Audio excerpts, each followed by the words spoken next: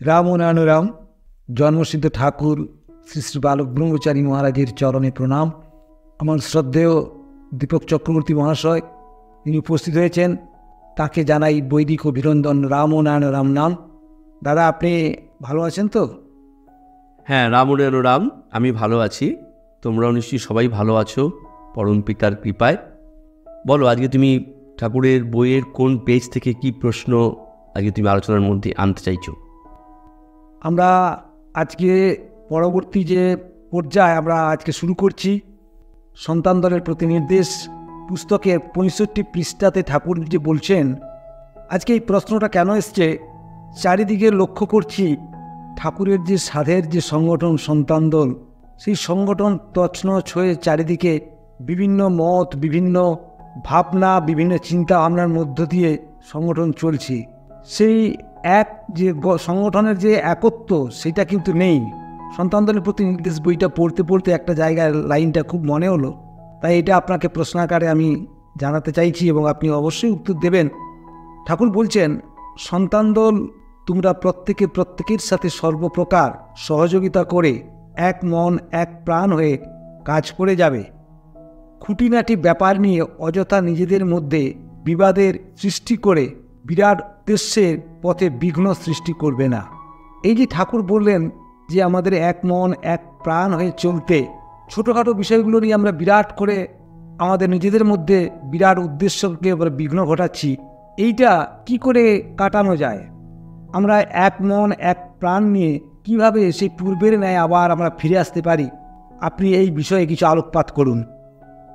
রাম ও নানুরাম, দেখো শীতল, তুমি আজকে সন্তান দলের প্রতি নির্দেশ, সাংগঠনিক নির্দেশ বা করাচাবক থেকে যে লাইনটি তুলেছো আর কি, যে প্রসঙ্গটি তুমি তুলেছো, মানে মূল প্রশ্নটা একটা এইরকম যে এই বিশাল সংগঠন, যে সংগঠন সম্পর্কে ঠাকুর বললেন যে সন্তান দল শুধু বাংলা ভারতবর্ষ নয়, সমগ্র পৃথিবীর কাঠামো। তো সেই সংগঠনে আমরা কেন এত, আমাদের মধ্যে এত মতের ফারাক, এত দ্বন্দ্ব, এত বিবাদ, এগুলো কেন? আমি আমার মতো করে এটা বোঝার চেষ্টা করছি। আমার সঙ্গে তুমি সহমত নাও হতে পারো বা অনেকে সহমত নাও হতে পারে। আমার নিজস্ব সীমায়িত বোধ দিয়ে আমি যতটুকু বুঝেছি, আমি সেই ভাবনাটাই আমি তোমাদের কাছে শেয়ার করতে চাই। ব্যাপার হচ্ছে, প্রথমত আগে আমাদের একটা জিনিস বুঝতে হবে, সেটা হচ্ছে এই যে সংগঠন, এটা তো তৈরি হয়েছে শুধু আমাদের সন্তান বালক ব্রহ্মচারী মহারাজের দীক্ষিত সন্তান তাদেরকে নিয়ে, এটা বলছেন বিশ্বের সবাইকে নিয়ে এই সংগঠন। ব্যক্তি মানুষের মধ্যে দেখবে প্রত্যেকের মধ্যে একটা ফারাক আছে মাত্রাগত। ধরো একটা স্কুল আছে, সেই স্কুলের 5 থেকে 10 অবধি, 5ম থেকে শুরু করে 10ম শ্রেণী পর্যন্ত বিভিন্ন স্টুডেন্ট সেখানে রয়েছে। তারা কিন্তু পরিচয় দেওয়ার সময় বলে যে আমরা অমুক বিদ্যালয়ের ছাত্রছাত্রী। সেখানে কিন্তু ওয়াননেস, সেখানে কিন্তু তারা একত্বের কথাটা বলে। একটু ভালো করে, খুব সহজ করে বলার চেষ্টা করো। একটা স্কুল, যে স্কুলে 5 থেকে 10 অবধি রয়েছে বা 12 অবধি আছে, বা একটা কলেজ বা একটা ইউনিভার্সিটি, ধরো ক্যালকাটা ইউনিভার্সিটি সাপোজ, সেখানকার স্টুডেন্টরা কি বলে? আমরা সবাই কলকাতা বিশ্ববিদ্যালয়ের ছাত্র। বা ধরো যাদবপুর ইউনিভার্সিটি, সেখানকার স্টুডেন্টরা কি বলে? আমরা সবাই যাদবপুর ইউনিভার্সিটির ছাত্র। বা ধরো নরেন্দ্রপুর স্কুল, কি বলে? আমরা সবাই নরেন্দ্রপুর স্কুলের ছাত্র বা ছাত্রী। তখন কিন্তু ওয়াননেস, একত্বের কথাটা তারা বলছে। কিন্তু একটা ব্যাপার আমাদের ভুলে গেলে চলবে না, প্রত্যেকের কিন্তু মনের জগতে মাত্রাগত একটা প্রভেদ আছে, একটা ফারাক আছে। তাই আমরা কি দেখি, একই মাস্টারমশাই কিন্তু ক্লাসে অঙ্ক করাচ্ছে, কেউ 100 পাচ্ছে, কেউ 80 পাচ্ছে, কেউ 60 পাচ্ছে। তুমি এটা এটা এটা তুমি স্বীকার করো তো এই ব্যাপারটা? অবশ্যই অবশ্যই স্বীকার। এটা কেন হয়? একই তো স্যার, একজন স্যারই তো অঙ্কটা করাচ্ছেন বা একজন স্যারই তো ইংরেজিটা পড়াচ্ছেন। তো সবারই তো সেখানে 80%, 90% বা 10% মার্কস পাওয়ার কথা।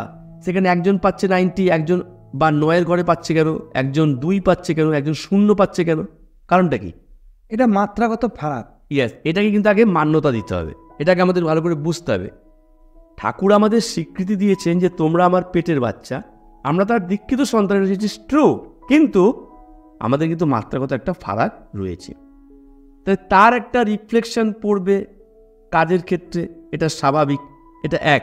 2 নম্বর, ঠাকুর একটি ক্লাসে বলছেন, ঘরোয়া ক্লাসে বলছে, দেখ একটা সংসারে কতগুলো মন নিয়ে আমাদের চলতে হয়? ঠাকুর সহজ করে বোঝাচ্ছেন। একটা পরিবার ধরো, সেই পরিবারে ধরো 5 জন সদস্য আছে। ঠাকুর বলছেন 5 জন সদস্য মানে কি? 5টা মন, 5 রকম মন। তারা পরিচয় দিচ্ছে আমরা এই পরিবারের। কিন্তু লক্ষ্য করলে কি দেখা যাবে? বাবা, পরিবারের যিনি গার্জিয়ান, পিতা, তার মনের মাত্রা একরকম, মা তার মনের মাত্রা একরকম, সন্তান সন্ততি তাদের মনের মাত্রা আরেক রকম, এবং তার রিফ্লেকশনটা কিন্তু আমরা প্রত্যেকটা পরিবারে দেখতে পাই, তাই নয় কি? কারোর সাথে কারোর কিন্তু মতের বা মনের মিল কিন্তু হয় না। যেটা হয় সেটা হচ্ছে অ্যাডজাস্টমেন্ট। এটা কেন হচ্ছে? একই পরিবারের তো সবাই, ফারাকটা হচ্ছে কেন? চিন্তার জগতে ফারাকটা হচ্ছে কেন? মনের মাত্রাগত ফারাক থাকার দরুন। তাহলে এটাকে তুমি যদি বৃহত্তরভাবে ভাবো যে সন্তান দল সংগঠন বিশ্বের সংগঠন, ঠাকুর বলছেন তার দীক্ষিত সন্তান ধরো 6-7 কোটি, 6-7 কোটি মন। এই প্রত্যেকের মনের স্তর একরকম নয়, মাত্রাগত ফারাক আছে। তার একটা রিফ্লেকশন পড়বে বেদ প্রচারের ক্ষেত্রে, কাজের ক্ষেত্রে, চিন্তা ভাবনার ক্ষেত্রে। স্বাভাবিক, এটা হচ্ছে স্বাভাবিক ব্যাপার। এবারে আরেকটা ব্যাপারও কিন্তু এখানে রয়েছে। আমাদের মধ্যে কি আছে? আমরা বিভিন্ন জন বিভিন্ন স্তর থেকে উঠে এসেছি। আমরা সবাই কিন্তু একটা স্তর থেকে উঠে আসিনি। আমরা যারা পরমপিতার দীক্ষিত সন্তান, আমরা সবাই কিন্তু বিভিন্ন স্তর থেকে উঠে এসেছি। বিভিন্ন রকম মানসিকতা রয়েছে আমাদের মধ্যে। তাই কাজের ক্ষেত্রে, কথা বলার ক্ষেত্রে, কথা বলার ধরনের ক্ষেত্রে, চালচলনের ক্ষেত্রে আমাদের মধ্যে কিন্তু একটা মাত্রাগত ফারাক রয়েছে। এটাকে আগে আমাদের ভালোভাবে এটা আমাদের বুঝতে হবে এই জায়গাটা। এক, দ্বিতীয়ত যে বিষয়টা রয়েছে সেটা হচ্ছে যে প্রতিটি ব্যক্তি, মানুষের মন কিন্তু মানুষই দোষে দুষ্ট থাকে। এই জায়গাটা একটু বোঝার চেষ্টা করো। আমি যে কথাটা বলতে চাইছি আমি ব্যাখ্যা করে দেবো সহজ করে। প্রত্যেকটা মানুষ মানুষই দোষে দুষ্ট। এই কথার মানে কি? তার মধ্যে লোভ থাকবে, তার মধ্যে লালসা থাকবে, তার মধ্যে আত্মপ্রচার করার একটা মানসিকতা থাকবে, দম্ভ থাকবে, ছল চাতুরি, মিথ্যা প্রবঞ্চনা, যত রকম ফেলাসি থাকে সবগুলি তার মধ্যে আছে। ঠাকুর এক জায়গায় কি বলছেন? বলছেন, সাংবাদিক, আমার এই যে সংগঠনটা একটা ফ্যাক্টরির মতো, গাড়ি মেরামতের কারখানা।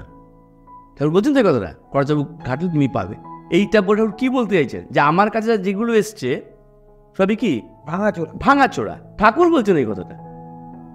তাহলে ভাঙাচোরা গাড়ির যে রিফ্লেকশনটা হবে, ভাঙাচোরা মন আমাদের মধ্যে সেগুলো রয়ে গেছে, তার একটা প্রকাশ কিন্তু পড়তে। আমরা কি দেখতে পাই?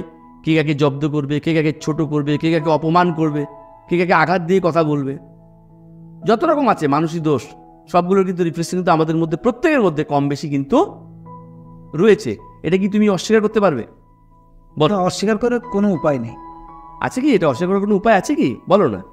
আমরা কি করছি বলো? মানসিক দোষে দুষ্ট বলে আমাদের মনের মধ্যে যেগুলো আছে তার রিফ্লেকশন হচ্ছে। আমরা একে অপরকে ছোট করতে চাইছি, আঘাত দিতে চাইছি। আমরা নিজেরা কি করে বড় হব, নিজের প্রচার কি করে করব, হিংসা, লোভ, সবগুলোই আমাদের মধ্যে রয়েছে। এখন প্রশ্ন, যে গুরু অভেদের কথা বলছেন, যে গুরু একের কথা বলছেন, যে গুরু বিশ্ব ভ্রাতৃত্ববোধের কথা বলছেন, তার সন্তানরা যদি সেই বোধে উদ্বুদ্ধ না হয়, এর থেকে দুঃখের আর কি হতে পারে? আজকে আমার মনে হয়েছে আজকে সমস্ত সংকটের একটাই মাত্র কারণ, এটা আমার ব্যক্তিগত মত, কিন্তু তোমরা সেটা সহমত হতে পারো, পোষণ করতে পারো, নাও করতে পারো। একটা মাত্র কারণে আজ আমাদের এই পরিণতি। সেটা কি জানো? গুরু আমাদের যা যা করতে বলেছেন আমরা সেগুলো করি না, আর গুরু আমাদের যেগুলো করতে নিষেধ করেছেন আমরা সেগুলো বেশি করে করি। আমি আবার লাইনটা রিপিট করছি।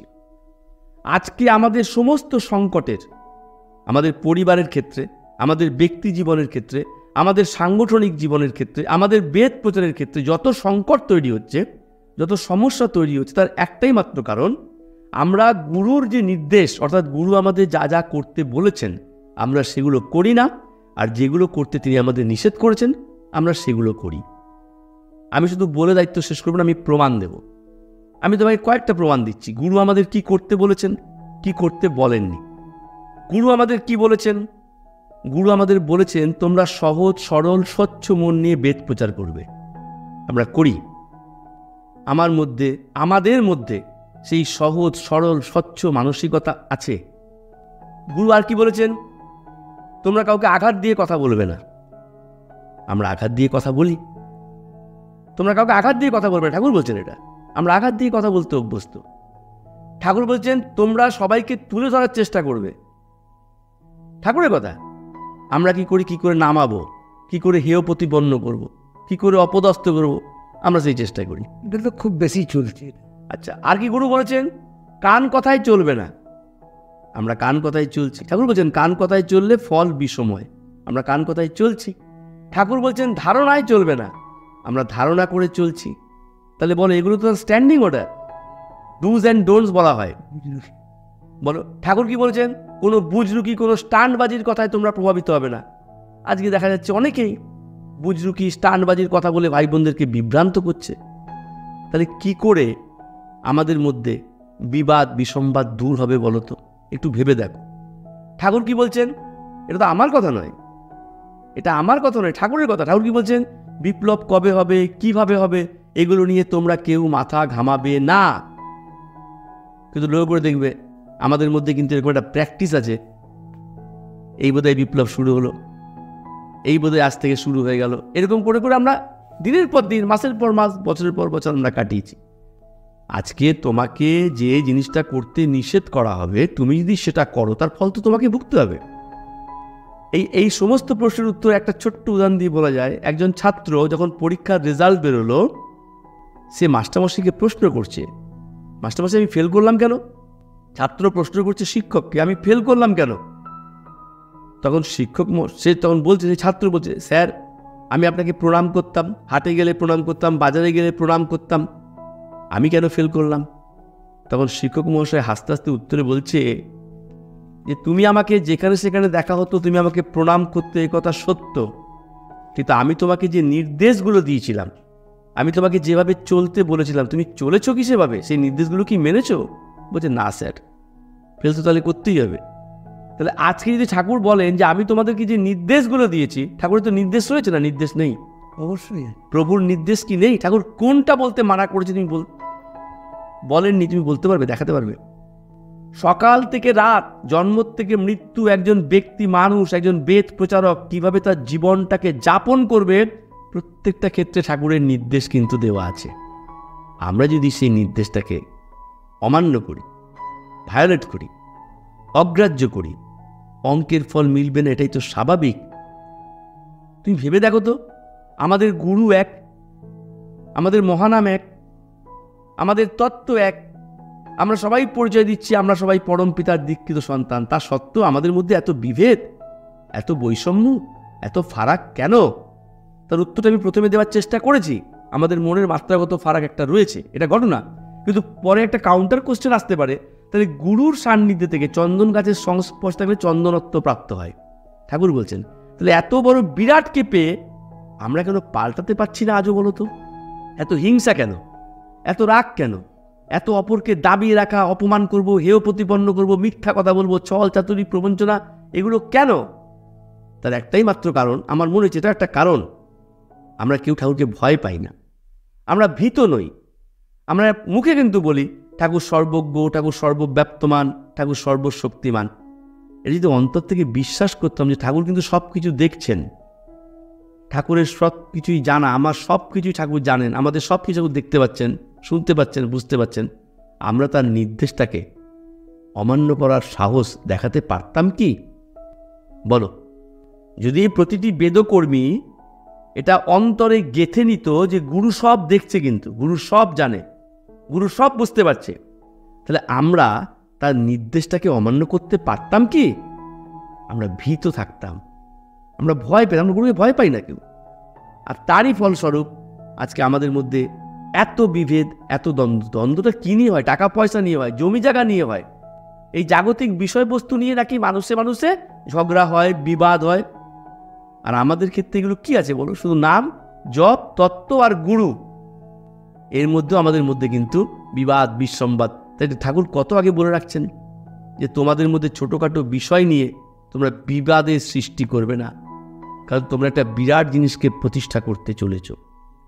তাই আজকে শুধু সংগঠন বলে নয়, ব্যক্তি মানুষ হিসেবে পরিবারে এবং সংগঠনে যে সংকটটা আমরা লক্ষ্য করি, যে দ্বন্দ্ব, যে হতাশা, যে বিবাদ, যে মনোমালিন্য, যেগুলো আমরা লক্ষ্য করছি, যেগুলো আমাদেরকে হতাশ করে, যেগুলো আমাদেরকে ব্যথিত করে, তার একটাই মাত্র কারণ, গুরু যেটা আমাদের করতে বলেছেন আমরা সেটা করছি না, আর গুরু আমাদের যেগুলো করতে নিষেধ করেছেন আমরা সেগুলো বেশি বেশি করে করছি। এটা আমার নিজস্ব চিন্তাভাবনা। তোমার যদি কিছু সংযোজন করার থেকে তুমি বলতে পারো, আমি শিখব। রাম, সংযোজন করার কিছু নেই, আপনি যা বললেন, যা ব্যাখ্যা দিলেন, এরপরে আর কিছু বলার নেই। খুব সুন্দর আলোচনা আপনি করেছেন। আশা করি সকল ভাই বোন সমৃদ্ধ হবেন। আজকে আমরা এই পর্বের অনুষ্ঠান আমরা এখানেই শেষ করছি।